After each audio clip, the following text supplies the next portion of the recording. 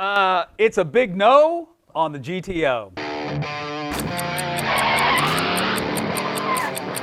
All right, guys, welcome to the Vision Garage. And again, this is something that every car guy knows, and we do ourselves. We know this, that when you buy an old car, or really any kind of car, it really pays sometimes to take the time to get under it good, and I mean good, or put it on a rack. Yeah, I don't know how many times I went and looked at a car and it'd be something that I really want. Well, I have a tendency to overlook things because I want it so bad. Well, that's not the right thing to do. You really need to inspect it. It's just so easy to get, Wrapped up in the moment. Wrapped up in the moment of a shiny car. Here's a perfect example. This is a Neighbors of Yours GTO. Yep. Basically, it's a Le Mans turned into a GTO. Still a nice car, you can see from the pics. And he's had it for years. So the guy came out, took it for a drive, and the back end started getting kind of loose on him. When acceleration, the back end wants to tweak a little bit over to the right. And, initially that could be something relatively simple, but in this case, it was not. Well, it ended up over here at the garage, and we started investigating underneath this car.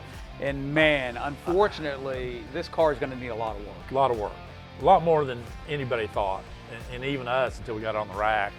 And then once we started looking into it, it was just one thing after another. A lot of spots in the frame are rusted. Some work that was kind of shady, sketchy on the springs on the back. But man, you guys got to see some of this stuff too. And I see it. I've seen it my whole life. That, it's like, oh my gosh. But car's been welded on. There's been some welding on the frame previously. Yeah. There's some really interesting patchwork, especially here. Check this out. Check out the nut that's basically being used in the spring perch. Yes, and it's a spacer, but one of the problems is that you shouldn't have that. But secondly, the other side don't.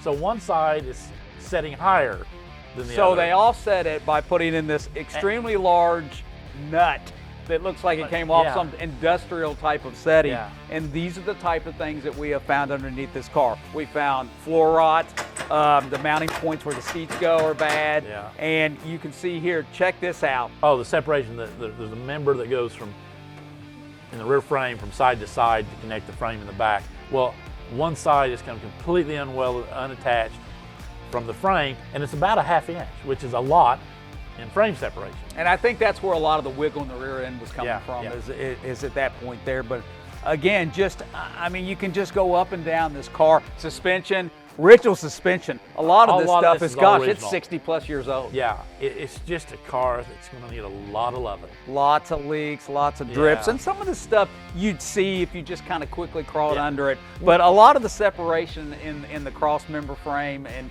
again, the handiwork with the suspension in the back, you wouldn't see it. And especially if you're excited about getting in it, and it's a good price. We've all done it. Hey, this is a good price. Boy, it won't take much. I'll put a little spit and polish on it, and all of a sudden, I'll have me a really nice car.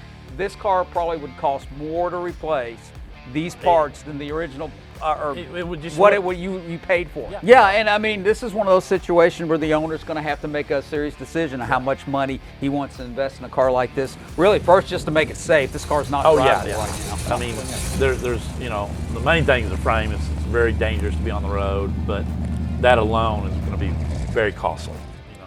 So remember, guys, as much as you might get excited about something, as good as a deal as it may be, take the time to at least crawl under it. I always take, when I go, I always take a towel. I take something where I can crawl under it. Always take a flashlight. I mean, especially when you're buying these type of cars, you really got to check them out good.